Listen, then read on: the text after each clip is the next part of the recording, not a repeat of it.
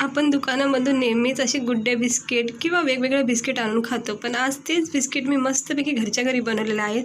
त्यासाठी 2 चमचे अमूल बटर किंवा तूप इथे वापरायचं आहे आणि त्यामध्ये पिठी साखर टाकून घ्यायचे. 1 वाटीच्या अंदाजाने अमूल बटर किंवा तुपामध्ये ही पिठी साखर मिक्स करून मग त्यामध्ये गव्हाचं पीठ ॲड करायचं आहे 1 मोठी वाटी. त्याच्यामध्ये चवीनुसार मीठ आणि थोडेसे तीळ, जर आवडत असेल तर टाका, मला आवडतात म्हणून मी टाकलं.